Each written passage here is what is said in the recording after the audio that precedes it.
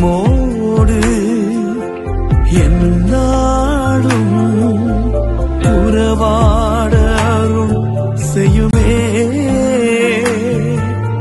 கர்த்தாவே. உம் வார்த்தையை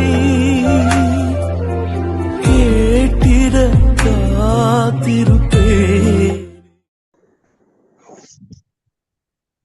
நல்லது. மீண்டும் ஒரு ஆசீர்வதிக்கப்பட்டதான அதிகாலை வேலை ஆண்டுடைய சமூகத்துல வந்திருக்கிறதான ஒவ்வொரு தேவ ஊழியக்காலும் இயேசு கிறிஸ்து நாமத்தினாலும் டெலிவரி ஸ்டார் அனைவரும் அன்போடு வாழ்த்தி வரவேற்கிறோம். தொடர்ந்துமாக உண்மையான ஆசாரியர்கள் தலைப்போடு அநேக காரியங்கள் நாங்கள் கற்றுக்கொண்டு வருகிறோம். பாஸ்டர் யுவான் அவங்க எங்க மத்தியில் இருக்கிற தொடர்ந்துமாக என்னுடைய வார்த்தைகள் மத்தியில் பகிர்ந்து கொள்வோம். Pastor, welcome pastor. Thank you pastor. ஆண்டவருடைய பரிசுத்தமுள்ள நாமம் மகிமைப்படுவதாக இருக்கிற இயேசு கிறிஸ்துவின் வல்லமையுள்ள நாமத்தினாலே உங்கள் யாருக்கும் வாழ்த்துக்களை நான் தெரியப்படுத்துகிறேன். இம்மட்டுமாக நமக்கு உதவி செய்திருக்கிற எபனேசர், அவர் இனியும் நமக்கு உதவி செய்ய வல்லமை உள்ளவர்.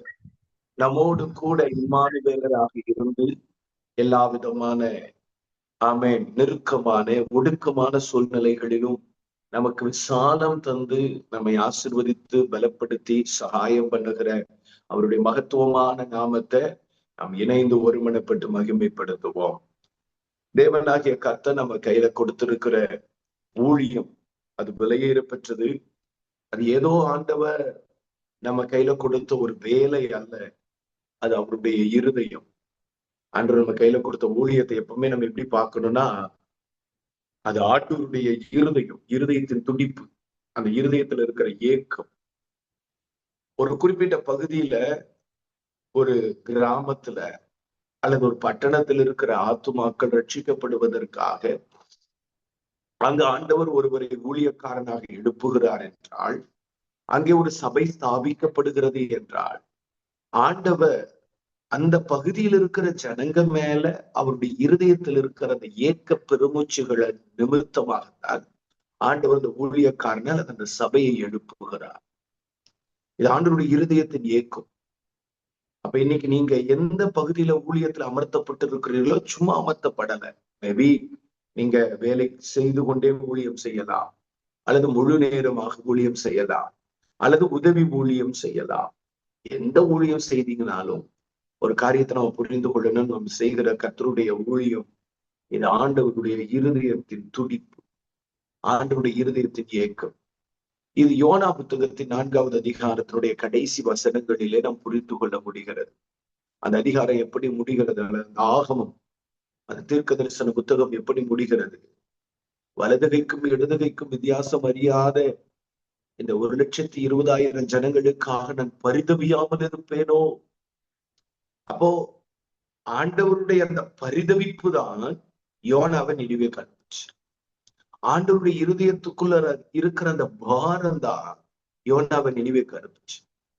ஆண்டவருடைய இருதயத்துக்குள்ள இருக்கிற அந்த இரக்கம், ஜனங்கள் மீட்கப்பட வேண்டும். இதுக்கும் பாத்தீங்கன்னா, நினிவே அசீரியருடைய தலைநகரம், இஸ்ரேல் தேசத்தை சேர்ந்த ஒரு தலைநகரம் அல்ல, அல்லது இஸ்ரேல் தேசத்தை சேர்ந்த ஒரு பட்டணம் அல்ல. அந்நிய ஜனத்தானா இருந்த பொழுதிலும், அந்நிய ஜாதிகளாய் இருக்கும் பொழுதும் அந்த ஜனத்து மேல ஆண்டவருக்கு ஒரு பரிதவிப்பு இருக்குப்பார். சோதோமை அழிக்கணும்னு ஆண்டவர் திட்டம் பண்ணா அழிச்சிட்டு போக வேண்டியதானே. ஆபிரகாம் லோத்துவும் பிரியும் போது எப்படி பிரியுறாங்க? ஆபிரகாம் சொல்றார், நீ இந்த பக்கமா போனீனா நான் அந்த பக்கமா போறேன், நீ அந்த பக்கமா போனீனா நான் இந்த பக்கமா போய்க்கிறேன். இப்ப லோத்து என்ன பண்றாருன்னா சோதோமை தெரிந்து கொள்ளுகிறார். அப்ப என்னுடைய அபிப்பிராயம் என்னன்னா, சோதோமுக்கு நேர் ஆப்போசிட் டைரக்ஷன்ல தான் ஆபிரகாம் டிராவல் பண்ணி போயிருக்கிறார். எவ்வளவு மைல் தூரம் டிராவல் பண்ணி போனாருன்னு தெரியல. ஆனா சோதோமுக்கு 100 மைல் அப்பால் டிராவல் பண்ணி ஆப்போசிட் டைரக்ஷன்ல போயிருக்காரு. அப்ப சோதோமை அழிக்கிறதுக்கு சோதோமுக்கு பக்கத்துல இருக்கிற யாரோ ஒருவரை ஆண்டவர் சந்திக்க வரல. சோதோமை அழிக்கும் முன்னாடி ஆண்டவர் அதுக்கு ஆப்போசிட் டைரக்ஷன் டிராவல் பண்ண ஆபிரகாம் போய் சந்திக்கிறார். ஏன்னு கேட்டீங்கன்னா, சோதோமை அழிக்கணும்னு ஆண்டு திட்டம் பண்ணிட்டாரு. ஆனா அது அழிக்கப்படாமல் காக்கப்பட யாராவது ஒரு பரிசுத்தவான் ஜெபிச்சிட மாட்டாரா? யாராவது ஒரு ஊழியக்காரன் ஜெபிச்சிட மாட்டாரா? யாராவது ஒரு ஊழியக்காரர் அதுக்காக பரிந்து பேசிட மாட்டாரா? என் இருதயத்தின் கோபத்தை ஆற்றுவதற்கு யாராவது ஒருவர் தரப்புல நின்ற மாட்டாங்களா? இதுதான் தேவனுடைய இருதயம். பாருங்களேன், 50 நீதிமான்கள் ஆரம்பிச்ச ஆண்டவர் 10 நீதிமான்கள் வரைக்கும் ஆபிரகாம் இறங்கி வந்து பரிந்து பேசின பொழுது அழிக்க மாட்டேன்னு சொன்னார். நான் அந்த ஜெபத்தை இப்படி பாக்குறேன். 50, 45, 40, 30, 20, 10. ஒருவேளை ஆபிரகாம் ஒரு நீதிமானை அங்க கண்டால் அழிக்காம இருப்பீங்களா ஆண்டவரே அப்படின்னு கேட்டிருந்தா அதற்கும் ஆண்டவர் மனம் இறங்கி இருப்பார். ரைட், உண்மைதான். ஒரு நீதிமான பார்த்தா கூட நான் அழிக்க மாட்டேன். ஏன்னா அதுதான் அங்க நடந்துச்சு. அங்க 10 நீதிமான் கூட இல்லை. லோத்து ஒருவரை தான் நீதிமான் என்று அப்போஸ்தலனாகிய பேதுரு எழுதுகிறார். லோத்துவை தவிர வேற யாருமே, ஈவன் அவங்க மனைவியோ பெற்றெடுத்த பிள்ளைகளோ அவர்களுக்காக நியமிக்கப்பட்ட மருமக்கமாரோ வேறு யாருமே அங்க நீதிமான்கள் கிடையாது. 10 நீதிமான்கள் வரைக்கும் ஜபத்துக்கு பதில் கொடுத்த ஆண்டவர் ஒரு நீதிமானை கண்டால், ஒரு நீதிமான் இருந்தா காப்பாத்துறதுக்கு ரெடியா இருக்கிறேங்கிற அந்த சிந்தை ஆண்டவருக்கு இருந்துச்சு. அப்ப என்ன சொல்ல வர்றேன்னா, ஜனத்தின் ரட்சிப்பு என்பது தேவனுடைய இருதயத்தின் ஏக்கம். ஜனத்தினுடைய ரட்சிப்பு என்பது ஆண்டவருடைய இருதயத்தில் இருக்கிற அங்கலாய்ப்பு. ஜனத்தினுடைய ரட்சிப்பு என்பது ஆண்டவருடைய இருதயத்தில் இருக்கிற பாரம். அப்ப ஊழியத்தை நம்ம எப்படி பாக்குறோம்னா, ஒவ்வொரு ஊழியத்தையும், ஒவ்வொரு நீங்க கூட்டம் நடத்தும் போது, ஒவ்வொரு ஞாயிறு ஆராதனை நடத்தும் போது, ஸ்பெஷல் பிரேயர்ஸ் அண்ட் மீட்டிங்ஸ் நடத்தும் பொழுது, இது ஆண்டவருடைய இருதயத்தின் பாரம். இது ஆண்டவருடைய இருதயம். நான் கற்றுக்கொண்டது அப்படிதான். ஒரு மெசேஜ் கொடுக்குறோம் அப்படின்னு சொன்னா அந்த மெசேஜ் எப்படியா தேவனுடைய இருதயத்தை கொண்டு போயிடும். ஆண்டோடைய இருதயத்தை காமிச்சிடணும். ஆண்டோடைய இருதயத்தை ஜனங்க பார்த்திடணும். அதுதான் நான் கற்றுக்கொண்ட பாடம். ஆண்டவர் நல்லவர். அவருடைய நல்ல நாமம் தொடர்ந்து நம் நடுவில மகிமைப்படுவதாக. கர்த்தர் மகிமைப்படுவாராக. நாம் தொடர்ந்து உண்மையுள்ள ஆசாரியன் என்கிற தலைப்பின் கீழாக கர்த்தருடைய வார்த்தைகளை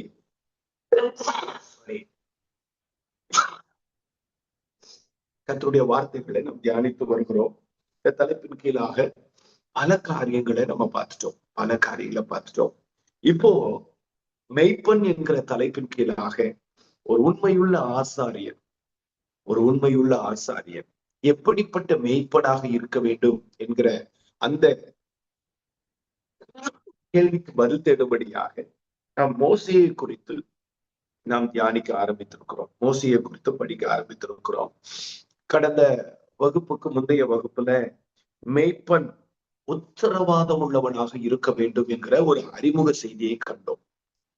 கடந்த வாரத்துல மோசேய கர்த்தர் ஒரு மெய்ப்பனாக இஸ்ரவேல் ஜனங்களை விடுதலையாக்கவும் வழிநடத்தவும் அவர்களை கொண்டு போய் சேர்க்க வேண்டிய இடத்துல கொண்டு போய் சேர்க்கவும் கர்த்தர் மோசேயை தெரிந்து கொள்ளுகிறார்.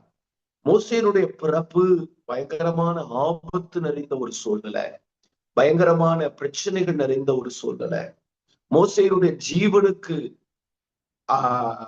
ஆபத்தாக இருந்த காலத்துல ஆண்டவர் மோசேயை காப்பாற்றுகிறார். மோசேயை காப்பாற்றுகிறதுக்கு கர்த்தர் 3 காரியங்களை திட்டமிடுகிறார். ஒன்று, மோசேயை காப்பாற்றுகிறதுக்கு தாயை பயன்படுத்துகிறார். 3 மாதம் அளவும் அவனுடைய தாய் அந்த குழந்தையை ஒழித்து வைத்தாள் என்று சொல்லப்பட்டிருக்கிறது. 2வது, நாணல் பெட்டியை கர்த்தர் பயன்படுத்தினார். நாணல் பெட்டி மோசேயை பாதுகாத்தது. 3வது, பார்வோனுடைய குமாரத்தியை கர்த்தர் பயன்படுத்தினார். இவங்க 3 பேர் மூலமாக மோசே காப்பாற்றப்படுகிறார், மோசே பாதுகாக்கப்படுகிறார். இப்போ இந்த 3 பேர் மூலமா மோசே பாதுகாக்கப்பட்ட பிறகு, அதற்கு பிறகு நான் உங்களுக்கு சொன்னேன், 2 சம்பவம் மோசேயினுடைய 40வது வயதுல நடக்கிறது. இந்த 2 சம்பவமும் எப்படி இருக்கு அப்படின்னு சொல்லி கேட்டா, மோசேக்குள்ள இருக்கிற அந்த ஜனத்தின் மீது இருக்கிற பாரத்தை காண்பிக்குது. எகிப்தியன் ஒருவன் எபிரேயனை கொடுமையாய் நடத்துகிறான் என்பதை கண்டவுடனே அங்குமிங்குமாக பார்த்து ராத்திரியா போய் அந்த எகிப்தியனை வெட்டி கொன்று போட்டான் மோசே. சோ இது ஒரு அநீதியை போல, கொலையை போல தெரிந்தாலும் இதுல மோசேயினுடைய அந்த பாரம் வெளிப்படுது. அடுத்த நாள் மறுநாளே அங்க 2 பேரு 2 எபிரேயர்கள் சண்டை போட்டுட்டு இருக்கிறான். சண்டை போட்டா ஒருத்தன் அடிச்சுக்கிட்டு இருக்கிறான். அப்ப மோசே அவள ஒருத்தங்கிட்ட போய் கேட்கிறான், நீ உன் தோழனை அடிக்கிறது என்ன? அப்ப அவன் கேட்கிறான், எங்க மேல உன்னை அதிகாரியா ஏற்படுத்துறது யார்? நேற்று எகிப்தியனை வெட்டி கொண்டு போட்ட மாதிரி எங்களையும் கொல்லலாம்னு நினைக்கிறியா அப்படின்னு சொல்லிட்டு. அப்போ அந்நியன் ஒருவன் தன் ஜனத்தை அடிக்கிறான் என்றால் அங்க போய் கேள்வி கேட்கிறான். 2 எபிரேயர்கள் தன் ஜனத்தாரில் இருக்கக்கூடிய 2 எபிரேயர்கள் சண்டை போட்டுக்கிறாங்க அப்படின்னு சொன்னா அங்கேயும் போய் கேள்வி. அப்ப இந்த மோசே யார்? அக்கிரமத்தை அநியாயத்தை தட்டி கேட்கிறவன். அநியாயத்தை தட்டி கேட்கிற இருதயம், அநியாயம் செய்கிறவன் யாரா இருந்தாலும் சரி, தன்னுடைய ஜனத்தானா இருந்தாலும் சரி அல்லது அந்நியனாக இருந்தாலும் சரி, அது யாரா இருந்தாலும் சரி, அவங்களை தட்டி கேட்கிற இருதயம் மோசேக்கு இருந்துச்சு அப்படின்னு சொல்லி கடந்த வகுப்புல நம்ம பார்த்தோம். சோ இன்றைக்கு யாத்ராகமம் 3வது அதிகாரத்துல சில காரியங்களை நம்ம பார்க்க போறோம். அதுல மோசேய கர்த்தர் ஓரேப் என்கிற தேவ பர்வதத்திற்கு ஆண்டவர் அழைத்து கொண்டு வருகிறார். சோ இந்த அதிகாரத்துல 3 முக்கியமான விஷயங்களை நம்ம பார்க்க வேண்டியது இருக்கிறது. 3 காரியங்களை பார்க்கறதுக்கு நமக்கு நேரம் போதுமானதா இருக்குமான்னு எனக்கு தெரியல. எனிவே எவ்வளவு காரியங்களை பார்க்க முடியுமோ பார்ப்போம். மீது காரியங்களை நம்ம அடுத்த வார செய்தியில நம்ம தியானிக்கலாம். யாத்ராகமம் 3வது அதிகாரத்தினுடைய முதல் வசனத்தை நீங்க வாசிச்சு பாத்தீங்கன்னா, அந்த முதல் வசனத்தினுடைய பின்பகுதி இப்படி சொல்லுகிறது, அவன் ஆடுகளை வனாந்தரத்தின் பின்புறத்திலே ஓட்டி தேவ பர்வதமாகிய ஓரேப் மட்டும். யாத்ராகமம் 3வது அதிகாரத்தினுடைய முதல் வசனத்தை நீங்க வாசிச்சு பாத்தீங்கன்னா, அந்த முதல் வசனத்தினுடைய பின்பகுதி இப்படி சொல்லுகிறது, அவன் ஆடுகளை வனாந்தரத்தின் பின்புறத்திலே ஓட்டி தேவ பர்வதமாகிய ஓரேப் மட்டும் வந்தார். தேவ பர்வதமாகிய ஓரேப். ஓரேப் அப்படின்னு சொல்லி சொன்னாலே தேவ பர்வதம் அல்லது தேவனுடைய மலை என்று அர்த்தம். ஓரேப் அப்படின்னு சொன்னா தேவனுடைய மலை என்று அர்த்தம். அர் அல்லது ஓர். அர் என்று சொன்னாலும் ஓர் என்று சொன்னாலும் அது மலை என்று அர்த்தம். அர்ராத், அர் அராத், அர்ராத், அர் அப்படின்னு சொன்னாலே மலை. அப்ப தேவனுடைய மலை. அர் என்றாலும் சரி, ஓர் என்றாலும் சரி ஒன்றுதான். சரிங்களா? ஓகே. இப்போ தேவ பர்வதமாகிய ஓரேப் வரைக்கும் மோசே தன் ஆடுகளை மேய்த்து கொண்டு வருகிறார். இப்போ மோசேக்கு தெரியாது நம்ம எதுக்காக ஓரேப் வரைக்கும் வந்திருக்கிறோம் அப்படின்னு சொல்லி. ஆனா தற்செயலாக மோசே வரல. தேவனுடைய அனாதி திட்டத்தின்படி, தீர்மானத்தின்படி மோசே அந்த மலைக்கு கொண்டு வரப்பட்டிருக்கிறார். இது தேவனுடைய ரகசிய செயல், ஆண்டவருடைய ரகசிய செயல். கவனிங்க, இன்னைக்கு ஆண்டவர் நமக்கு கற்றுக் கொடுக்கிற காரியம் என்ன அப்படின்னு கேட்டீங்கன்னா, நம்ம வாழ்க்கையில நமக்கு தான் எதுவுமே எதிர்ச்சியா நடந்துச்சு அப்படின்னு சொல்லுவோம், அல்லது தற்செயலா நடந்துச்சு அப்படின்னு சொல்லுவோம். நான் யோசிக்கல இப்படி ஒரு காரியம் என் வாழ்க்கையில நடக்கும் அப்படின்னு சொல்லி. எனக்கு தெரியல நான் இந்த இடத்துக்கு வருவேன்னு, எனக்கு தெரியல நான் இதை செய்வேன், எனக்கு தெரியல இப்படி நடக்கும்னு. அதாவது நம்ம வாழ்க்கையில தான் எதுவுமே திட்டமிடப்படாத சில காரியங்கள் சடுதியாய் நடந்ததை போல நம்ம ஃபீல் பண்றோம். ஆனா ஒண்ணு நல்லா புரிஞ்சுக்கோங்க, நம்ம வாழ்க்கையில எது நடந்தாலும், என்ன நடந்தாலும், எங்கே போனாலும், எங்கே வந்தாலும் அதற்கு பின்பதாக தேவனுடைய ஒரு மறைவான திட்டம் இருக்கு. தேவனுடைய ரகசிய செயல் இருக்கு. தேவன் ஒரு ரகசியமான காரியத்தை நம்முடைய வாழ்க்கையில செய்கிறவராக இருக்கிறார். ஒரு நாள் நம்ம மறந்து விடக்கூடாது. கவனிங்க, இங்க மோசே ஓரேபுக்கு வரணுங்கிறது தேவனுடைய மறைவான திட்டம். இப்ப ஆடுகளை எப்பொழுதும் போல மேய்த்து கொண்டு இருக்கிற மோசே அந்த ஆடுகளை மேய்த்து கொண்டு ஓரேபுக்கு வருகிறார். வரும்போது தூரத்துல பார்க்கிறார், ஒரு முள் செடி எரிந்து கொண்டு இருக்கிறது. ஆங்கில வேதாகமத்தின் சில மொழிபெயர்ப்புகள்ல நீங்க வாசிச்சு பாத்தீங்கன்னாலும் சரி, அல்லது எப்ரேய மூல பாஷையாகி எப்ரேய மொழியிலிருந்து நீங்க வாசிச்சீங்கன்னாலும் சரி, அது முட்செடி என்று அல்ல, முட்புதர் என்று இருக்கிறது. புஷ் என்கிற வார்த்தை பயன்படுத்தப்பட்டிருக்கிறது. முட்புதர், புதர், ஒரு ஒரு முள்ளு புதர் எரிந்து கொண்டிருக்கிறது. இந்த மாதிரியான மரங்கள் எரிவதும், செடிகள் எரிவதும் அல்லது புதர்கள் எரிவதுமான இந்த சம்பவத்தை மோசே தன்னுடைய 40 வருட கால மெய்ப்பனுடைய வேலையில பல இடங்களில பார்த்திருப்பதற்கு அதிக வாய்ப்பு இருக்கிறது. பிகாஸ் அவர் ஃபுல்லாவே வனாந்தர மார்க்கமாக சுற்றி திரிந்தவர். 40 வருஷம் வனாந்தர வாழ்க்கை தான், ஆடுகளோடு வாழ்ந்த வாழ்க்கை. அப்ப இந்த மாதிரியான இன்சிடென்ட் இதற்கு முன்பதாக பல இடங்களில நடந்திருப்பதற்கு அதிக வாய்ப்பு இருக்கிறது. ஆனா இப்போ இந்த ஓரேப்ல இவன் பார்க்கிற காரியம் சற்று வித்தியாசமா இருக்கு. என்ன வித்தியாசம்? அந்த புதர் எரிந்து கொண்டிருக்கிறது.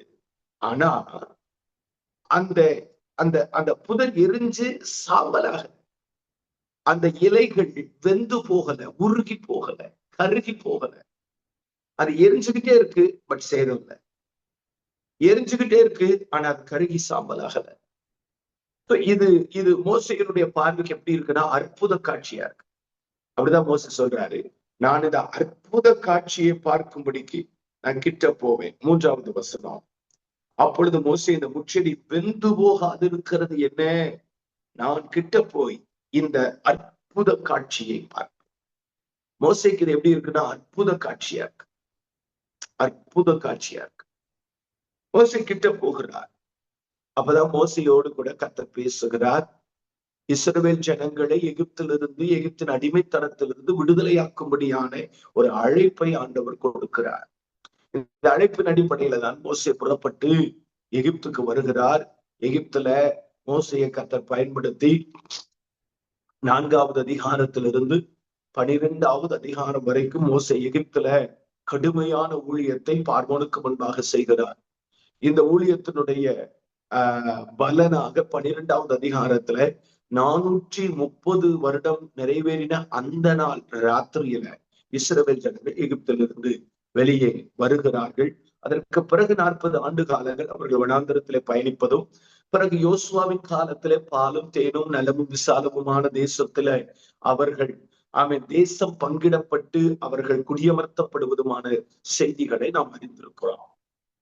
இன்னைக்கு இந்த தேவ பர்வதமாகிய ஓரேபுக்கு தேவனால் அழைத்தனுப்பப்பட்டு வந்த மோசே, இந்த மோசேயினுடைய இந்த ஓரேப் மலையில அந்த எரிந்து கொண்டிருக்கிற முட்புதர்ல கர்த்தர் பேசுகிறார்.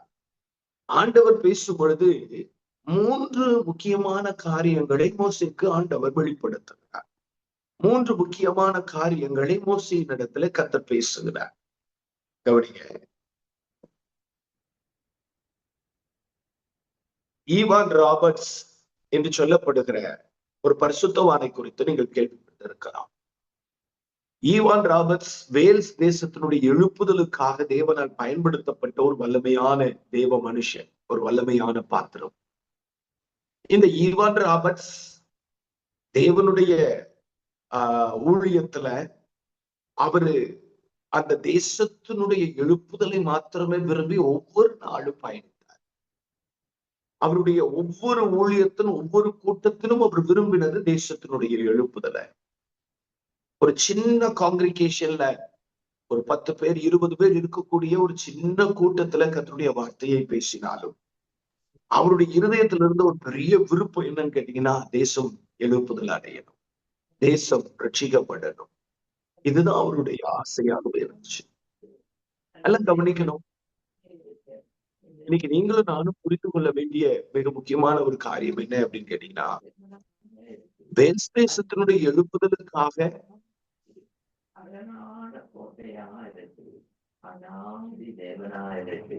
அபிஷேகம் பண்ணுகிற தேவனாயிருக்கு. எங்களை ஆவிக்குள்ளாய் உண்மை ஆராதிக்கிற தேவன் நீராயிருக்கிறப்பா. முந்தினவரும் பிந்தினவரும் உயிர் உள்ளவருமா இருக்கிறப்பா. நீர் ஜீவனோடு இருக்கிறீர்கள்.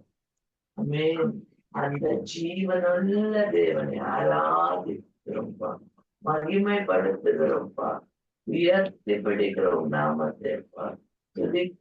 துதிகளின் மத்தியில வாசம் செய்கிற நல்ல தெய்வம். ஸ்தோத்திரம் ஸ்தோத்திரம் ஸ்தோத்திரம். பாத்தீங்கன்னா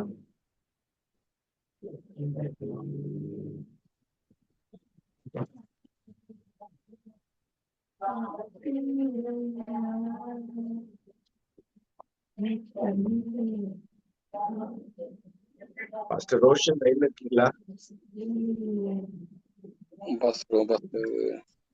பாஸ்டர் மியூட்ல போட சொல்லுங்க.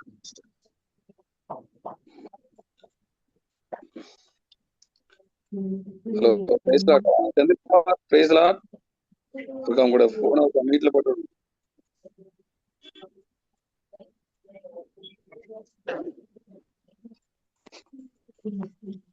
கிறிஸ்டாஸ்டர், பிரைஸ் லார்ட். நீங்க மீட் பண்ணலாம் மிஸ்டர்.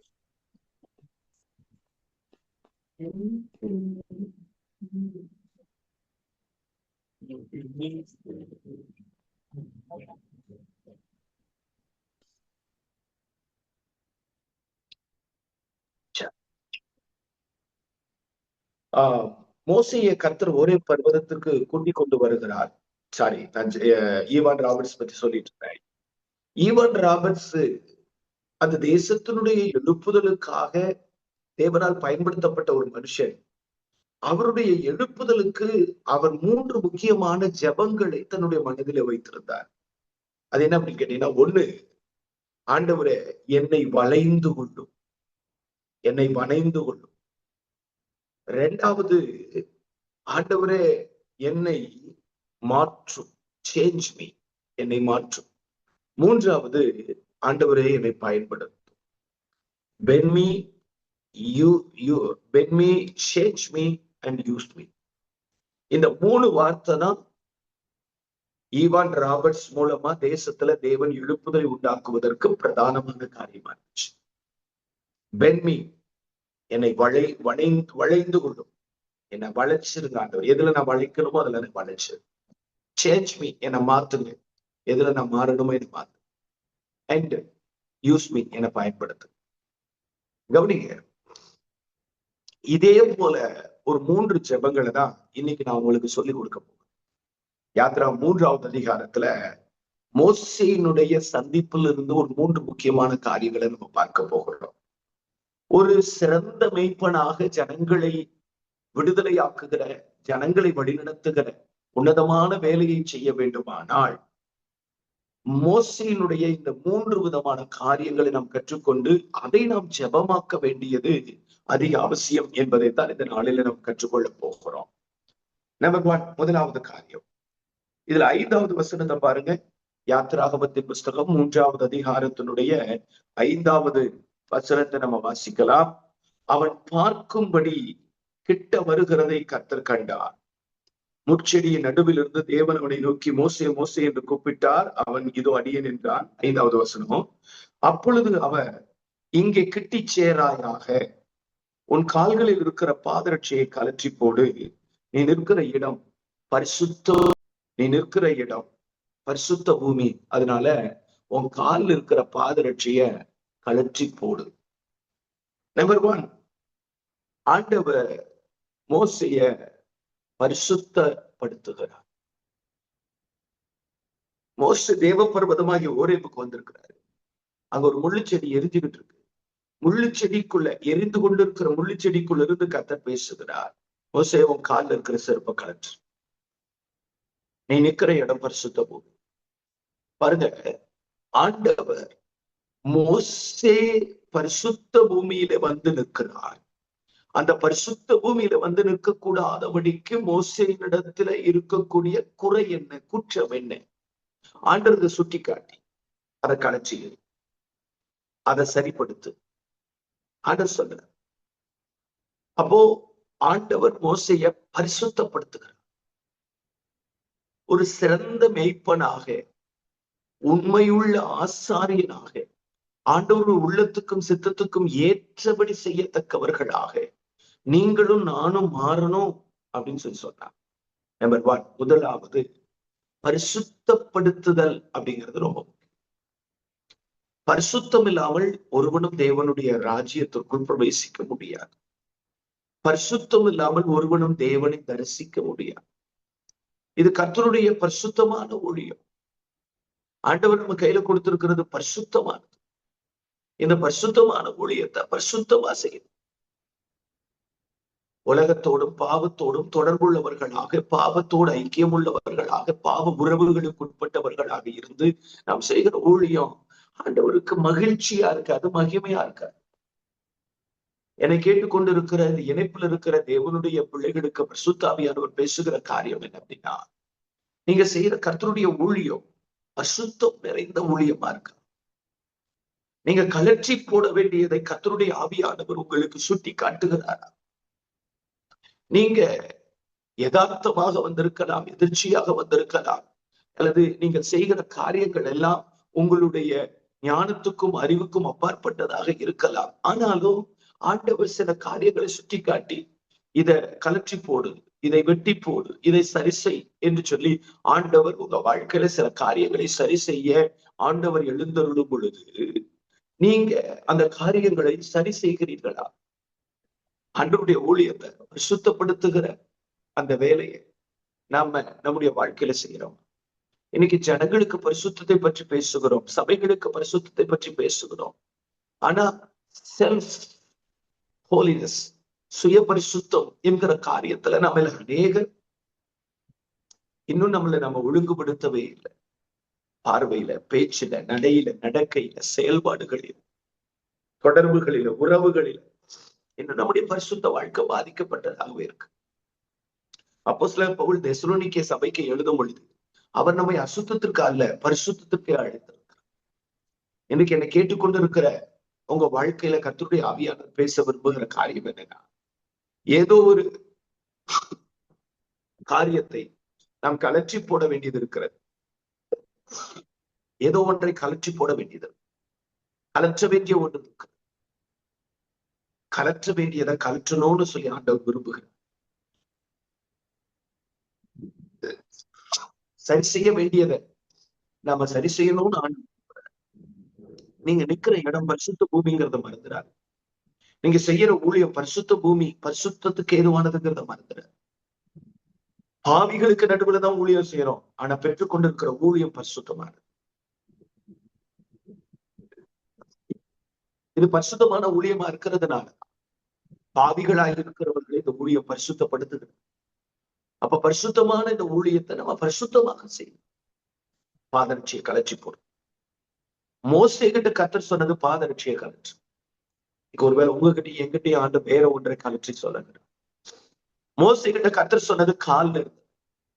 இன்னைக்கு ஒருவேளை உங்ககிட்ட எங்கிட்டயும் ஆண்டவர் வேறு எங்கேயோ இருக்கிற ஒன்றை கலற்ற சொல்லலாம்.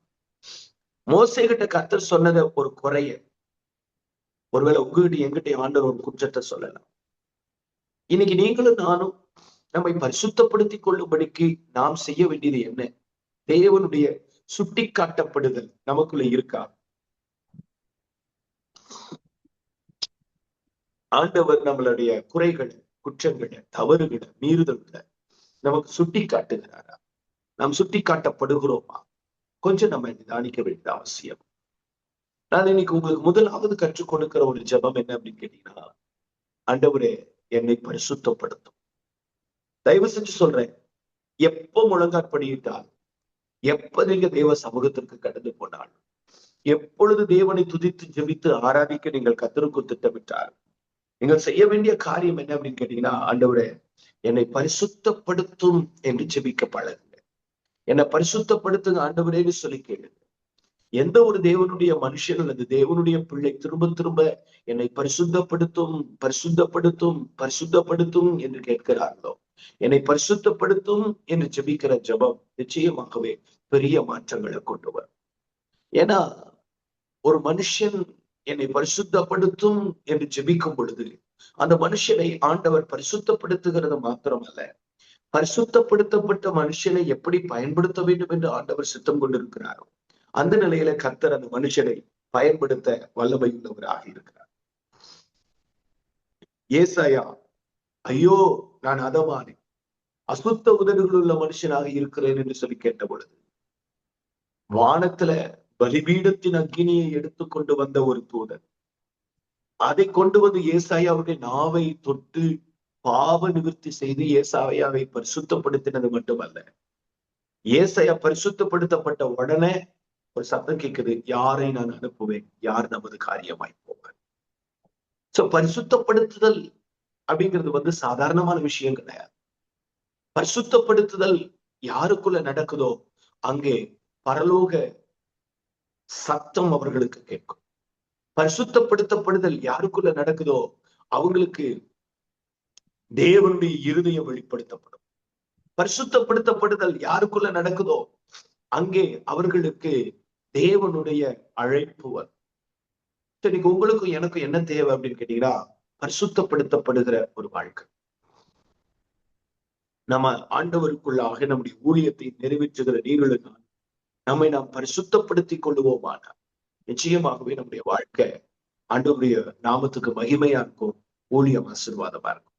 அவன் முதலாவது காரியம், நாம ஒரு உண்மையுள்ள ஆசாரியனாக, ஒரு சிறந்த நல்மேய்ப்பனாக இருக்க வேண்டுமானால் நாம் செய்ய வேண்டிய மிக முக்கியமான காரியம் என்னன்னு கேட்டீங்கன்னா, ஆண்டவரே என்னை பரிசுத்தப்படுத்தும் என்று ஜெபிக்க. நம்பர் 1.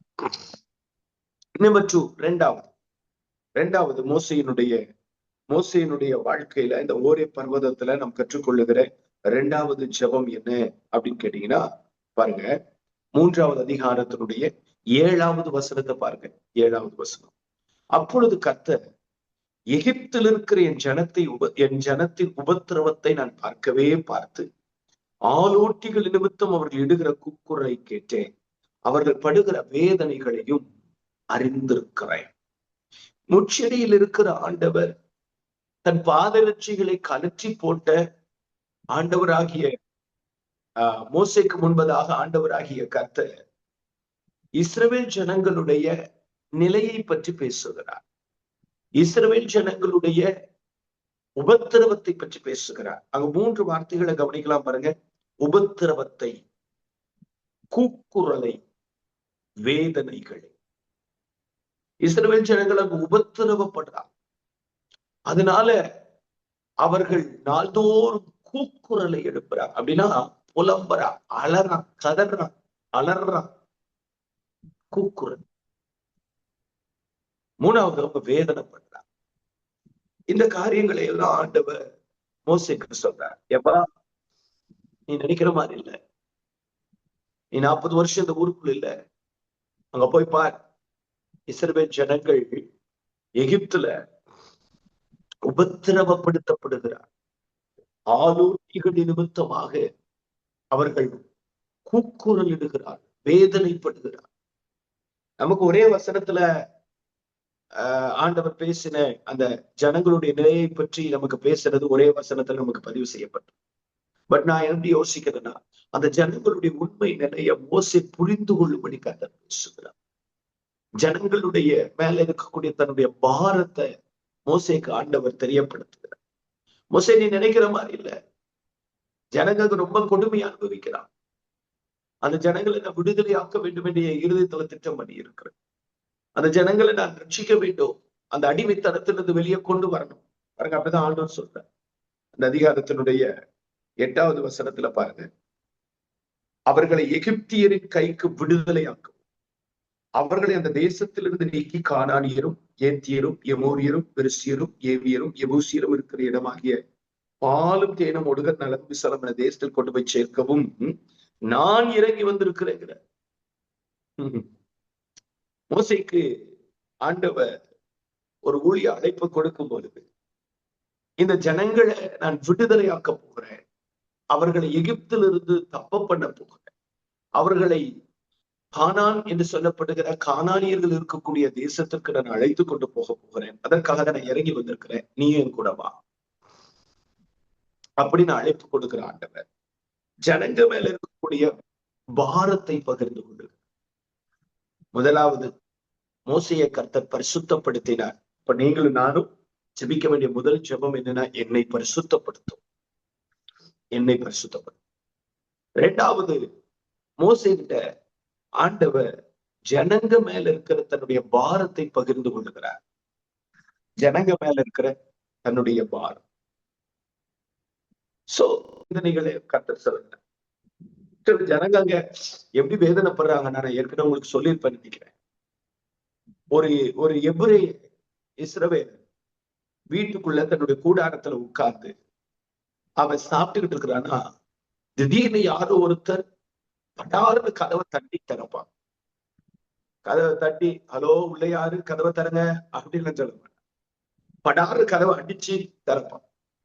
அப்படி அடிச்சு திறக்கும் போது அந்த கதவு உடைவதற்கு வாய்ப்பு இருக்கு. படார் என்று அந்த கதவு திறக்கும். யாரு அப்படின்னு சொல்லிட்டு உள்ள இருக்கிற எபிரேயர்கள் குடும்பமா பார்ப்பாங்க. உடனே சாப்பிடறதுக்கு உட்கார்ந்துட்டு இருப்பான் பாத்தீங்களா, அவன் பின்னாடி சட்டைய பிடிச்சு என்னடா உனக்கு சாப்பாடு வேண்டியது கிடக்குன்னு சொல்லி தரன்னு இழுத்து கொண்டு போய் வேலை ஸ்தலத்துல. அதாவது இஸ்ரவேல் ஜனங்கள் அங்க அனுபவித்த அந்த வேதனை பைபிள்ல சொல்லியிருக்கு. அவங்க ஜீவனே அவங்களுக்கு கசப்பாயிடுச்சு. ஒரு நாளைக்கு 20 அல்லது 30 பேர் அந்த நைல் நதியில விழுந்து தற்கொலை செய்து மரிப்பார்கள். நாளோட்டிகள் நிமித்தமாக உண்டாகிற உபத்திரவத்தை தாங்க முடியாம, வாழ பிடிக்காம தற்கொலை செய்து மரித்து போனவர்கள். அவ்வளவு கொடுமையா இஸ்ரவேல் ஜனங்கள் எகிப்தில நடத்தப்பட்டாங்க. இப்ப இதெல்லாம் மோசே கிட்ட கர்த்தர் சொல்ற, எப்பா அங்க என் ஜனம் வேதனைகள் உபத்திரவப்படு பாடு அனுபவிக்குது, கூக்குரல் இருக்கிறாங்க. அவங்க கூக்குரல் சத்தத்தை நான் கேட்டேன். நான் அவங்களை விடுதலையாக்கும்படிக்கு, அவங்களை எகிப்திலிருந்து நீக்கும்படிக்கு, அவங்களை நான் பாலும் தேனும் ஓடுகிற நலமும் விசாலமுமான தேசத்திற்கு அழைத்து கொண்டு போகும்படிக்கு, அவங்களை விடுதலையாக்கும்படிக்கு நான் இறங்கி வந்திருக்கிறேன், நீ வா அப்படின்னு சொல்லி பாரத்தை காண்பித்து மோசையை அழைக்க. நம்பர் 2, ரெண்டாவது நம்ம ஜெபிக்க வேண்டிய ஜெபம் என்ன தெரியுங்களா? ஆண்டவரே என்ன பாரப்படுத்து, என்ன பாரப்படுத்து. ஒண்ணு ஜெபிக்கணும், என்ன பரிசுத்தப்படுத்துங்க. ரெண்டாவது ஜெபிக்கணும், என்ன பாரப்படுத்து, என்ன பாரப்படுத்து. கவனிங்க, நீங்க ஆண்டவர் நம்ம கிட்ட விரும்புகிற காரியம் என்னன்னா, கிறிஸ்துவனுடைய பாரத்தை நம்ம புரிந்து கொள்ளணும். ஆண்டவருடைய இருதயத்தில் இருக்கிற அங்கலாய்ப்பு புரிந்து கொள்ள. நான் உங்களுக்கு முன்னமே சொன்னேன், நினிவே பட்டணத்தின் மேல ஆண்டவருக்கு இருந்த அந்த பரிதபிப்ப கடைசி வரைக்கும் யோனா புரிஞ்சுக்கவே இல்லை. ஜனங்கள் விடுவிக்கப்பட்டாங்க, ரட்சிக்கப்பட்டாங்க, காப்பாற்றப்பட்டாங்க, அழிக்க வேண்டும் என்கிற தேவனுடைய திட்டம் மாற்றப்பட்டது. ஆனா அதை யோனால ஏற்றுக்கொள்ள முடியல. பிகாஸ் ஜனங்க மேல இருக்கிற பாரம் இல்லை. பாரம் இல்லாத தீர்க்கதரிசி ஆண்டவர் நிறைய நேரங்கள்ல ஜனங்களை அழிக்கணும்னு சொல்லி திட்டம் பண்றார். ஆனா உண்மையிலேயே ஆண்டுடைய இருதயத்துல ஜனங்களை அழிக்கணுங்கிற எண்ணம் இல்லை. யாராவது ஒருத்தர் ஆண்டவருக்கு முன்பதாக போய் பாவ நிவர்த்தி செஞ்சா, அவருக்கு உகந்த வாசனை அவருடைய சமூகத்துக்கு கொண்டு வந்துட்டா, நிச்சயமாகவே அவர் மனம் மாறி ஜனங்களுக்கு ரட்சிப்பையோ சகாயத்தை உண்டு பண்ணுவதற்கு அன்பு ஆயத்தமா இருக்கு. இன்னைக்கு பாரத்தை புரிந்து கொள்வதற்கு ஆட்கள், இயேசுவினுடைய அங்கலாய்ப்பை புரிந்து கொள்வதற்கு ஆட்கள், அவருடைய இருதயத்தில் இருக்கிற அந்த பெருமூச்சுகளை குமுறல்களை விளங்கிக் கொள்ளுவதற்கு ஆட்கள். இன்னைக்கு ஆண்டவர் சபைகளை பார்க்கிறார், சபைகளின் நிலைமையை பார்க்கிறார். முந்தி மாதிரி இன்னைக்கு சபை இல்லை. நான்லாம் குழந்தையா இருந்த காலத்துல, சிறு பிள்ளையா இருந்த நாட்கள்ல சபைக்கு இருந்த வைராக்கியமே வேற. அன்றைக்கு இருந்த பரிசுத்தவான்கள், தேவனுடைய ஊழியர்கள், அவங்களுடைய காரியமே வேற. இன்னைக்கு எல்லாமே மாறி போச்சு. இன்னைக்கு எல்லாமே மாறிடுச்சு. அன்னைக்கெல்லாம் உலகத்துக்குள்ள தாமரை பூவை போல சபை இருக்கும். உலகத்துக்குள்ளதான் இருக்கும். எப்படி தண்ணீர் படாதபடிக்க தாமரைப்பூ இருக்குமே, அந்த மாதிரி உலகத்தினால கரைபடாம சபை தனித்து இருக்கும். ஆனா இன்னைக்கு அன்னைக்கு உலகத்துக்குள்ள சபை இருந்துச்சு, இன்னைக்கு சபைக்குள்ள உலகம் வந்துருச்சுங்கிற மாதிரி ஆச்சு. இன்னைக்கு சபையினுடைய நிலைமை மகாமோசமா இருக்கு. இன்னைக்கு காதல் திருமணங்கள், தவறான உறவுகள், ஆபாச இணையதளங்கள், அசுத்தமான ஐக்கியங்கள், அருவருப்புகள், அரசியல் சண்டைகள், ஜாதி வெறிகள், மார்க்க பேதங்கள், வேசித்தனங்கள், விபச்சாரங்கள், பண ஆசை, போட்டி, பொறாமை, பெருமை, கசப்பு, துர்க்குணம் எல்லாம் சபைக்குள்ள வந்துருச்சு. நீ யோசிச்சு பாருங்க, தன்னுடைய கற்புள்ள கன்னிகை ஆகிய சபை இன்னைக்கு கற்பழிக்கப்பட்ட நிலையில அலங்கோலமாய் இருக்கிறது. ஆண்டவருடைய இருதயத்துக்கு எவ்வளவு பெரிய பாரமா இருக்கும். இன்னைக்கு அந்த பாரத்தை புரிஞ்சுக்கிறதுக்கு ஆட்கள் இல்லை. இன்னைக்கு எல்லாமே ஒரு விதமான என்ன சொல்றது, ட்ரெடிஷனலா மாறிடுச்சு. ஞாயிற்றுக்கிழமை சர்ச்சுக்கு வர்றது கூட, ஞாயிற்றுக்கிழமையாச்சா சர்ச்சுக்கு போய், அது ஒரு பாரம்பரிய கடமையை நிறைவேற்றுகிறதாக மாறி போனது இல்லைங்க. இன்னைக்கு சபையினுடைய நிலைமையை நினைச்சு அழுது புலம்பி ஜெபிக்கிற அந்த பாரமுள்ளவர்களை ஆண்டவர் தேடுகிறார். பாரமுள்ள ஒரு கூட்டத்தை ஆண்டவர் விரும்புகிறார். முதலாவது ஆண்டவர்கிட்ட நம்ம ஜெபிக்கிறோம், ஆண்டவரே என்னை பரிசுத்தப்படுத்து. ரெண்டாவது நம்ம ஆண்டவர்கிட்ட ஜெபிக்க வேண்டிய ஜெபம் என்ன, ஆண்டவரே என்னை பாரப்படுத்து, என்னை பாரப்படுத்து. மூன்றாவது நம்ம ஜெபிக்க வேண்டிய ஜெபம் என்ன அப்படின்னு கேட்டீங்கன்னா 11வது வசனம், 10வது வசனம், 3வது அதிகாரம் 10வது வசனம். நீ இஸ்ரவேல் புத்திரராகிய என் ஜனத்தை எகிப்திலிருந்து அழைத்து வரும்படி உன்னை பார்வோனிடத்திற்கு அனுப்புவேன் வா என்றார். உன்னை பார்வோனிடத்திற்கு அனுப்புவேன் வா என்றார். ஆண்டவர் சொல்றாரு மோசே கிட்ட, மோசே நான் உன்னை பார்வோன்ட்டு அனுப்ப போறேன். எதற்காக பார்வோன்ட்டு அனுப்ப போறேன்? என்னுடைய ஜனங்களை நீ எகிப்திலிருந்து விடுதலையாக்கி அவர்களை அழைத்து வர. மூணாவது, மோசேக்கு கர்த்தர் ஒரு ஊழியத்தை கொடுங்க. மூணாவது ஜெபம் என்னன்னு கேட்டீங்கன்னா, ஆண்டவரே என்னை பயன்படுத்தும், பாரப்படுத்தும், பரிசுத்தப்படுத்தும், பாரப்படுத்தும். மூன்றாவது பயன்படுத்தும். மோசேயை கர்த்தர் பயன்படுத்த விருப்பம் கொண்டா. 4வது அதிகாரத்துல நீங்க வாசிச்சு பாத்தீங்க அப்படின்னு சொன்னா, ஆண்டவர்கிட்ட மோசே சொல்றாரு, ஆண்டவரே ஜனங்க நீ நம்ப மாட்டான், நான் எப்படி போறது? ஜனங்க நீ ஏற்றுக்கொள்ள மாட்டாங்க. 40 வருஷத்துக்கு முன்னாடி என்ன வித்தியாசமா நடத்தினதுனாலதான் நான் இங்கிருந்து ஓடி போறேன். இவ போய் யெகோவா தேவனை அனுப்பினாருன்னு சொல்லி சொன்னா ஜனங்க நீ நம்ப மாட்டாங்க. ஆண்டவர் ஜனங்க நம்புவதற்கு என்னென்ன அடையாளங்களை கொடுக்கும்போது அடையாளம் பார்வோன்ட்ட போய் நின்று பேசுறா, பார்வோன் ஜனங்களை விட மாட்டான். பார்வோனுக்கு முன்பதாக மோசே மூலமாய் நடப்பிக்கப்பட வேண்டிய கிரியைகளை நிறைவேற்றுகிறதுக்கு தேவையான வல்லமையை கொடுக்க. முதல் 40 வருஷம் எகிப்துல மோசே இப்படிப்பட்ட வல்லமை உள்ளவனாக இல்லை. அடுத்த 40 வருஷம் வனாந்தரத்துல மோசே இப்படிப்பட்ட வல்லமை உள்ளவனாக இல்லை. ஆனா இப்ப இந்த 40 வருட காலம் மோசே மூலமா வல்லமையும் அற்புதங்களும் அடையாளங்களும் பலமா நடந்துச்சு. இன்னைக்கு உங்களை பார்த்து ஒரு தீர்க்கதரிசனம் சொல்றேன். இன்னைக்கு இந்த வார்த்தை உங்களுக்கு நேரம் புறப்பட்டு வருதுன்னா, இதற்கு முந்தி உங்க ஊழியம் அப்படி இல்லை. இதற்கு முந்தி உங்க ஊழியத்துல வல்லமை வெளிப்படல. இதற்கு முந்தி உங்களுடைய பிரசங்கங்களில, உங்கள் கூட்டங்களில, உங்கள் ஜெபங்களில நீங்கள் எதிர்பார்க்கிற தேவ கிரியைகள் நடக்கல. ஆனா இன்றைக்கு இந்த நாளுக்கு பிறகு ஆண்டவருடைய ஆவியானவர் சொல்றார், உங்க ஊழியத்துல அற்புதங்களும் அடையாளங்களும் நடக்கும்படிக்கு, அதுல 1 தேவனுடைய நாம மகிமைப்படும், 2 ஜனங்களுக்குள்ள விடுதலை உண்டாகும், ரட்சிப்பு உண்டாகும். 2 காரியங்கள் நடக்கும்படிக்கு ஆண்டவர் உங்கள் நடுவிலே தம்முடைய கிரியைகளை நடப்பிக்க விரும்புகிறார். தம்முடைய வல்லமையை வெளிப்படுத்த வேண்டும் என்று விரும்புகிறார். தம்முடைய நாமத்தை மகிமைப்படுத்த வேண்டும் என்று விரும்புகிறார். அவருடைய கரம் உங்க மேல அமர்ந்து உங்களை பயன்படுத்தக்கூடிய நாட்கள் வருகிறது.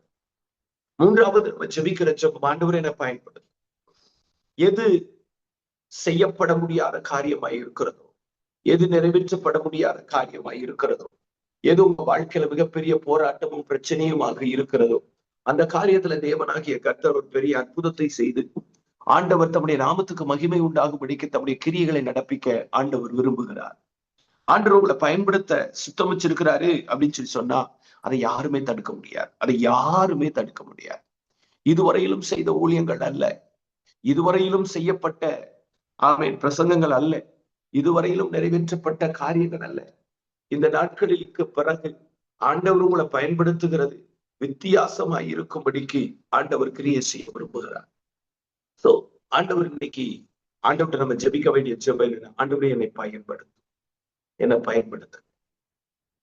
நீங்க இப்படி ஜெபிக்கும் பொழுது உங்க பக்கத்து வீட்டுல இருக்கிற ஒரு மனுஷன் உங்க மூலமா ரட்சிக்கப்படுவோம். உங்க எழுத்து வீட்டுல, வீதியில, தெருவுல, கிராமத்துல, பகுதியில, பட்டணத்துல இருக்கிறவர்கள் எல்லாம் உங்கள் நிமித்தமாக விடுவிக்கப்படும்படிக்கு கர்த்தர் உங்க மேல ஒரு வல்லமையை போடுவார்.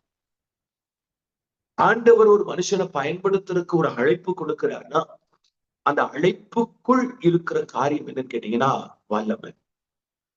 ஆண்டவர் அழைச்சாருனால அந்த அழைப்புக்குள்ள ஒரு வல்லமை இருக்கு. அந்த அழைப்புக்குள்ள அதிகாரம் இருக்கு. அந்த அழைப்புக்குள்ள அபிஷேகம் இருக்கு, அந்த அழைப்புக்குள்ள தேவ கிரியைகள் இருக்கு. அழைப்பு பலம் உள்ளது, பயங்கரமானது. நிச்சயமாகவே தேவனாகிய கர்த்தர் கிரியை செய்வார். மூன்றாவது நம்ம ஜெபிக்க வேண்டிய ஒரு ஜெபம் என்னன்னா, என்னை பயன்படுத்துங்க ஆண்டவரே, என்னை பயன்படுத்துங்க ஆண்டவரே, யூஸ் மீ லார்ட்.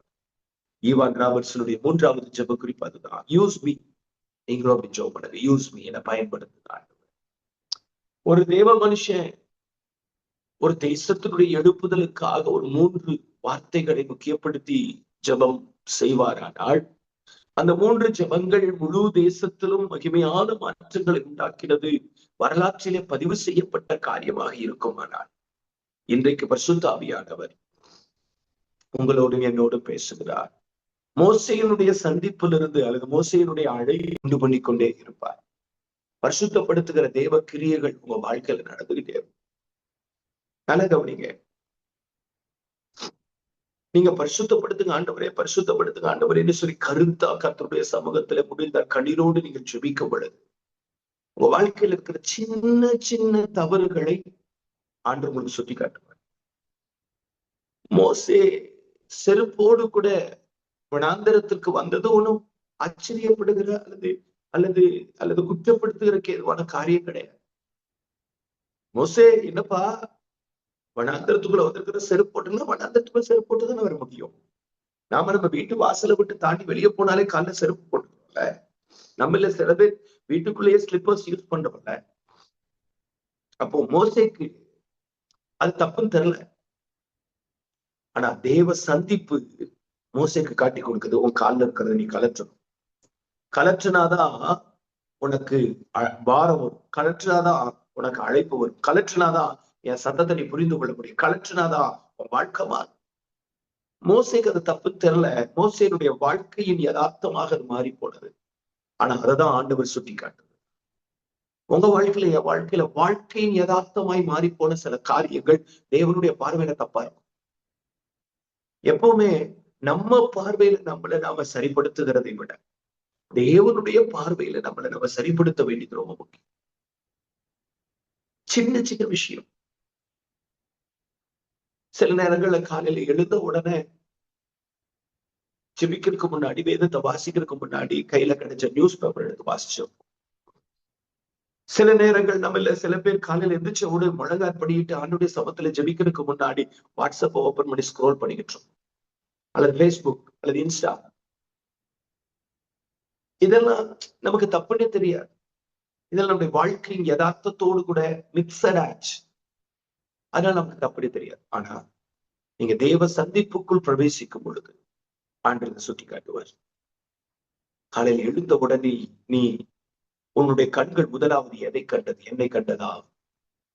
உன் காதுகள் எதை கேட்டுச்சு? என் சத்தத்தை கேட்டுச்சா? நீ முதலாவது யாரை சந்தித்தாய்? என்னை சந்திச்சியா? இன்னும் காலையில எழுந்தவுடன் இந்த முதல் சந்திப்புக்கு உரியவர் நான் என்கிற நிலையை நீ உன் வாழ்க்கையில உண்டாக்கல. இதெல்லாம் ஆண்டவர் சுட்டி காட்டுவார். இதெல்லாம் நமக்கு நீதிகேடா தெரியும், அநீதியா தெரியும், நம்ம செய்த தவறுகளாக தெரியும். எப்ப தெரியுங்களா? தொடர்ந்து என்ன பரிசுத்தப்படுத்துங்க ஆண்டவரே நீங்க ஜெபிக்க. அந்த ஜெபம் இல்ல, விருப்பம் இல்லைன்னா ஆண்டவர் கொலையே செஞ்சுட்டு வந்தீங்கன்னா, விபச்சாரமே செஞ்சுட்டு வந்தீங்கன்னாலும் தப்புன்னே தெரியாது. ஒவ்வொரு நாளும் ஆண்டவருடைய சமூகத்துல அழணும், என்ன பரிசுத்தப்படுது, என்ன பரிசுத்தப்படுது, என்ன கழுவுங்க, என்ன சுத்திகரிங்க, எனக்குள்ள இருக்கிற குறைகளை சுட்டி காட்டு, எனக்குள்ள இருக்கிற குற்றங்களை சுட்டி காட்டுது.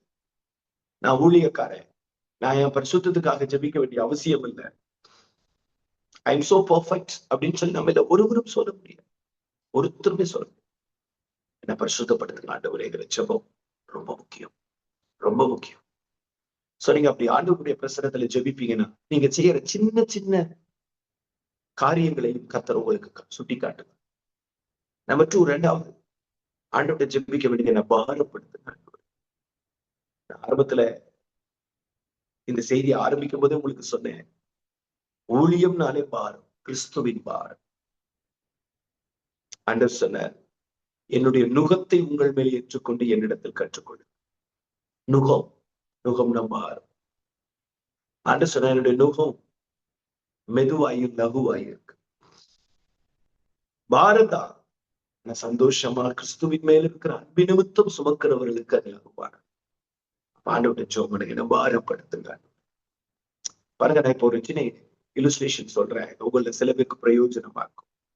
எனக்கு ஒரு ஊழியக்காரர் சொல்லி கொடுத்தார். என்னன்னா, நம்முடைய ஞாயிற்றுக்கிழமை ஆராதனைக்குல கர்த்தர் நம்மளை பயன்படுத்துறதுக்காகவோ அல்லது கர்த்தருடைய வார்த்தைக்காகவோ செய்திக்காகவோ எல்லாம் சொல்லி ஜெபிக்கிறத விட, அல்லது ஒரு மீட்டிங்க்கு போறோம், அந்த மீட்டிங்ல ஆண்டவரை நான் என்னை நீங்க பயன்படுத்தணும் அப்படின்னு ஜெபிக்கிறத விட, அப்படி ஜெபிக்கிறது நல்லது. பட் அப்படி ஜெபிக்கிறத விட அங்க வரப்போகிற ஜனங்களுக்காக ஜெபிச்சுட்டு அந்த மீட்டிங்க்கு போகும். அந்த ஜனங்களுக்காக. அப்பதான் அந்த ஜனங்களை பற்றிய பாரம் நம்முடைய இருதயத்துல ஆண்டவர் வைப்பார். நான் ஒரு மீட்டிங் போறேன், எனக்கு ஒரு மீட்டிங் டேட் கொடுத்துருக்கிறேன், மீட்டிங் போறேன். அந்த மீட்டிங்ல சர்ச் எப்படி இருக்கும்னு தெரியாது, அந்த பாஸ்டர் நான் பார்த்தது கிடையாது, அங்க எத்தனை ஜனங்க வருவாங்க, எப்படிப்பட்ட ஜனங்க வர்றாங்க, அதெல்லாம் எனக்கு தெரியாது. இப்ப நான் என்ன செய்யறேன், ஆண்டவரே ஒரு மீட்டிங் நான் போறேன், அந்த மீட்டிங் நான் டேட் கொடுத்துருக்கிறேன், அந்த மீட்டிங்காக நான் ஜெபிக்கிறேன், அங்க வருகிற ஜனங்களுக்காக ஜெபிக்கிறேன்.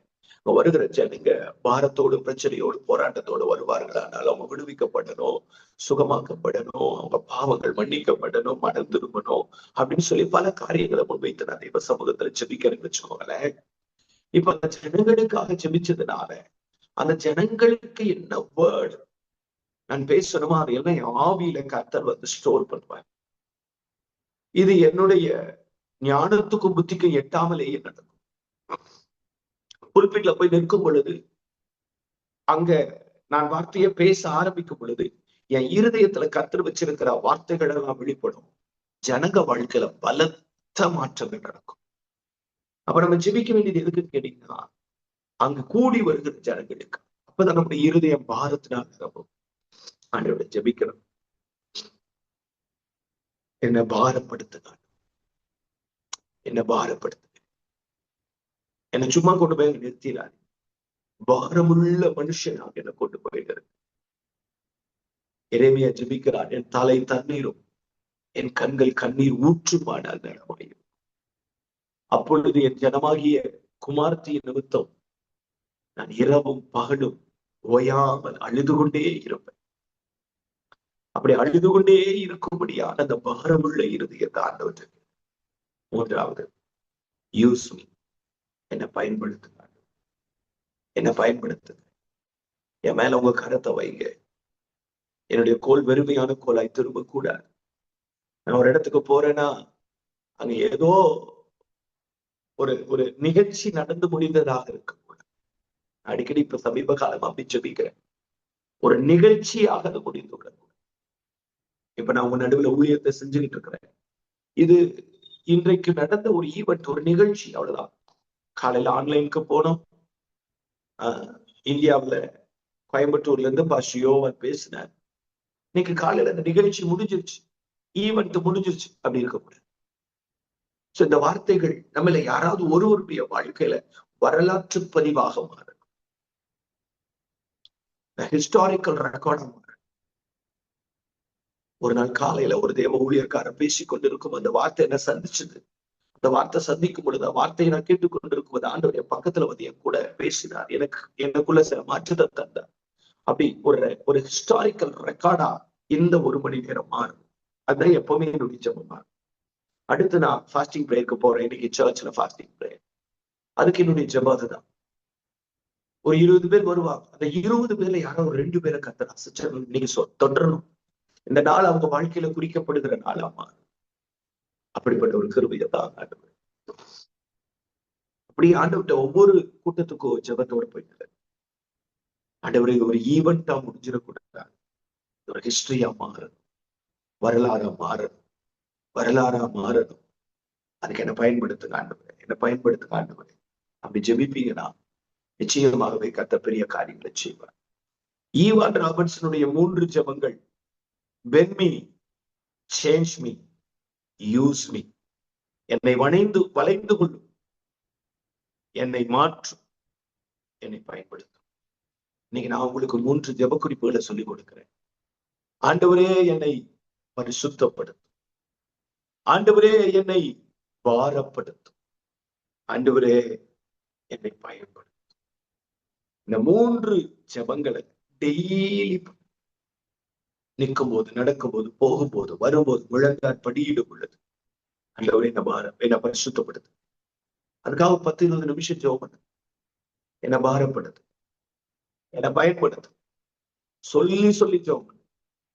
ஈவான் ராபர்ட்ஸனுடைய அந்த 3 ஜெபங்களை கேட்டு வேல்ஸ் தேசத்தினுடைய எழுப்புதலுக்கு ஈவான கர்த்தர் நல்லமையா பயன்படுத்தி இருப்பார்னா, இன்னைக்கு நீங்க இந்த ஜெபத்தை உங்க வாழ்க்கையினுடைய தாரக மந்திரமா எடுத்துக்கிட்டீங்கன்னா, நான் சொல்றேன், நிச்சயமாகவே உங்க தேசத்தின் எழுப்புதல் உங்க கையில தான்.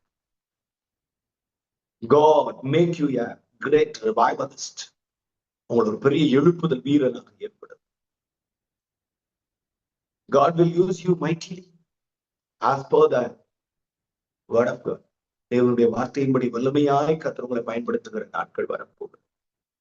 என்னை பாரப்படுத்தும், என்னை பரிசுத்தப்படுத்தும், என்னை பாரப்படுத்தும், என்னை பயன்படுத்தும்.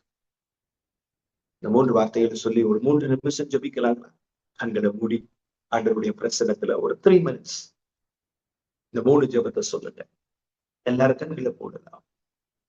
யாரும் வேடிக்கை பார்க்க, உங்க செல்போனை வச்சிருங்க, கண்ணை மூடிக்கோங்க, ஆண்டவர்கிட்ட சொல்லுங்க. என்னை பாரப்படுத்து, என்னை பரிசுத்தப்படுத்துங்க ஆண்டவர், என்னை கழுவுங்க ஆண்டவர், என்னை சுத்திகரிங்க ஆண்டவர். எனக்குள்ள அவங்க பரிசுத்தம் உண்டாகும், எனக்குள்ள உங்க பரிசுத்தம் வெளிப்படணும். பரிசுத்தப்படுத்துகிற தேவ வல்லமை என் மேல இறங்கி வரணும். ஆண்டவரே, நான் ஊழியக்காரன் தான், கர்த்தருடைய ஊழியத்தை செய்கிறேன் தான். ஆனா எனக்குள்ளாக நிறைய பாவ போராட்டங்கள் இருக்கிறது, எனக்குள்ளாக நிறைய பாவ தடுமாற்றங்கள் இருக்கிறது, எனக்குள்ளாக நிறைய பாவ கிரியைகளுடைய போராட்டங்கள் இருக்கிறது. ஒரு விஷயம் என்ன ஒரு ரத்தத்தினால கழுவுங்க ஆண்டவரே, என்ன உங்க ரத்தத்தினால கழுவுங்க ஆண்டவரே, என்ன உங்க ரத்தத்தினால கழுவுங்க ஆண்டவரே. எல்லாரும் கண்களை போடலாம். யாரும் வேடிக்கை பார்க்க, உங்க செல்போனை வச்சிருங்க, கண்ணை மூடிக்கோங்க, ஆண்டவர்கிட்ட சொல்லுங்க. என்னை பாரப்படுத்து, என்னை பரிசுத்தப்படுத்துங்க ஆண்டவர், என்னை கழுவுங்க ஆண்டவர், என்னை சுத்திகரிங்க ஆண்டவர். எனக்குள்ள அவங்க பரிசுத்தம் உண்டாகும், எனக்குள்ள உங்க பரிசுத்தம் வெளிப்படணும். பரிசுத்தப்படுத்துகிற தேவ வல்லமை என் மேல இறங்கி வரணும். ஆண்டவரே, நான் ஊழியக்காரன் தான், கர்த்தருடைய ஊழியத்தை செய்கிறேன் தான். ஆனா எனக்குள்ளாக நிறைய பாவ போராட்டங்கள் இருக்கிறது, எனக்குள்ளாக நிறைய பாவ தடுமாற்றங்கள் இருக்கிறது, எனக்குள்ளாக நிறைய பாவ கிரியைகளுடைய போராட்டங்கள் இருக்கிறது. ஒரு விஷயம் என்ன ஒரு ரத்தத்தினால கழுவுங்க ஆண்டவரே, என்ன உங்க ரத்தத்தினால கழுவுங்க ஆண்டவரே, என்ன உங்க ரத்தத்தினால கழுவுங்க ஆண்டவரே. கழுவப்படுகிற அனுபவம் எனக்குள்ளே உண்டாகட்டும், கழுவப்படுதல் எனக்குள்ளே நடக்கட்டும், கழுவப்படுதல் எனக்குள்ளே நடக்கட்டும். ஆண்டவர்கிட்ட ஜெபம் பண்ணுவீங்களா? ஆண்டவர்கிட்ட ஜெபம் பண்ணுவீங்களா? ஆண்டவரே, என்னை சுத்திகரிங்கப்பா, என்னை பரிசுத்தப்படுத்துங்கப்பா. பரிசுத்தப்படுத்துகிற உங்களுடைய பிரசன்னம் என் மேல இறங்கி வரட்டும். பரிசுத்தப்படுத்துகிற உங்க வல்லமை என் மேல இறங்கி வரட்டும். என் மேல உங்க பரிசுத்தத்தின் ஆளுகை இறங்கி வரட்டும். பரிசுத்தத்தின் நிறைவு எனக்குள்ள தாங்க ஆண்டவரே, பரிசுத்தத்தினுடைய நிறைவு எனக்குள்ள தாங்க ஆண்டவரே. இதுவரையிலும் எனக்குள்ள இருக்கிற பரிசுத்தம் போதாது, இதுவரையிலும் எனக்குள்ள இருக்கிற பரிசுத்தம் போதாது. இதுவரையிலும் நான் பரிசுத்தமாய் வாழ்ந்ததை பார்க்கலாம். இனி வருகிற காலம் ஆண்டவரே, இன்னும் பூரண பரிசுத்தத்தில் நிறைந்தவனாய் கர்த்தருடைய ஊழியத்தை செய்ய ஆவியானவருடைய அனுக்கிரகம் எனக்கு உண்டாகட்டும் என்று சொல்லி ஆண்டவருடைய பிரசன்னத்திலே ஜெபம் பண்ணுவீங்களா? தேவ சமூகத்திலே விண்ணப்பம் பண்ணுவீங்களா? தேவ பிரசன்னத்திலே கேட்பீங்களா? ஆண்டவரே, என்னை பரிசுத்தப்படுத்துங்க. 2வது ஆண்டவர்கிட்ட சொல்லுங்க, என்ன பாரப்படுத்துங்க ஆண்டவரே, என்ன பாரப்படுத்துங்க ஆவியானவரே. என் மேல உங்க பாரத்தை வைங்க ஆண்டவரே, எனக்குள்ள உங்க பாரத்தை வைங்க ஆண்டவரே. ஜனங்களை குறித்த, பட்டணத்தை குறித்த, தேசத்தை குறித்த பாரத்தை எனக்குள்ள வைங்க. என்ன பாரப்படுத்துங்க ஆண்டவரே. 3வது சொல்லுங்க, என்ன பயன்படுத்துங்க ஆண்டவரே. அப்பா, இதுவரையிலும் நான் எப்படி ஊழியம் செய்தேன் எனக்கு தெரியாது. இனி வரும் காலம் ஆண்டவரே, ஊழியத்துல நான் பயன்படுத்தப்படுகிற காலமா இருக்கணும். இனி வரும் நாட்கள் ஊழியத்துல நான் பயன்படுத்தப்படுகிற நாட்களா இருக்கணும். இனி வருகிற காலம் என் மேல கர்த்தருடைய மகிமை வெளிப்பட்டு கிரியைகள் பலமா வெளிப்படுகிற நாட்களா இருக்கணும். ஒரு சின்ன ஆண்டவரே, ஒரு வீட்டு ஜெபமா இருந்தாலும், அங்க ஜனங்க வாழ்க்கையில பெரிய பலத்த மாற்றங்கள் நடக்கணும் ஆண்டவரே. பெரிய பலத்த மாற்றங்கள் நடக்கணும் ஆவியானவரே. என்ன பயன்படுத்துங்கப்பா, என்ன பயன்படுத்துங்க. 3 ஜெபத்தை திரும்ப திரும்ப ஆண்டவர்கிட்ட சொல்லுங்க. என்ன பரிசுத்தப்படுத்துங்க ஆண்டவரே, என்ன பாரப்படுத்துங்க ஆண்டவரே, என்ன பயன்படுத்துங்க ஆண்டவரே, என்ன பரிசுத்தப்படுத்துங்க ஆண்டவரே, என்ன பாரப்படுத்துங்க ஆண்டவரே, என்ன பயன்படுத்துங்க ஆண்டவரே.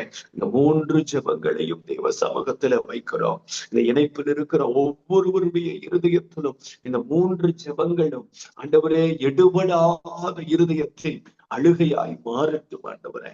யார் யார் இந்த வார்த்தைகளை சொல்லி தெய்வ சமூகத்திலே கதறுகிறார்கள், அத்தனை பேருடைய வாழ்க்கையிலும் ஆண்டவர் பலத்த காரியங்களை செய்து உடைய நாமத்தை மேன்மைப்படுத்தணும்னு சொல்லி ஜெபிக்கிறோம். ஊழியர்களை ஆண்டவரே, இந்த இணைப்பில் இருக்கிறவர்களை, அவருடைய குடும்பம் மற்றும் எதிர்காலத்தை, விசேஷமா டெலிவரன்ஸ் மினிஸ்ட்ரிஸை இயேசுவின் நாமத்தில் ஆசீர்வதிக்கிறேன். கர்த்தர் ஆசீர்வதிப்பீரா. இயேசுவின் நாமத்தில் பிதாவே. நாம் தொடர்ந்து மோசேயை குறித்து பல காரியங்களை நாம் தியானிக்க போகிறோம். போன வாரம் 2வது அதிகாரத்துல பார்த்தோம், இந்த வாரம் 3வது அதிகாரத்தை பார்த்தோம். 4வது அதிகாரத்துல மோசே சில சாக்கு போக்குகளை சொல்லுகிறார், ஊழியத்துக்கு வரக்கூடாதபடி. அதை அடுத்த வாரத்துல நம்ம பார்க்க போகிறோம். தொடர்ந்து இணைந்திருங்கள். நிச்சயமாகவே தேவனாகிய கர்த்தர் உங்களோடு கூட பேசி உங்களை பலப்படுத்தும்.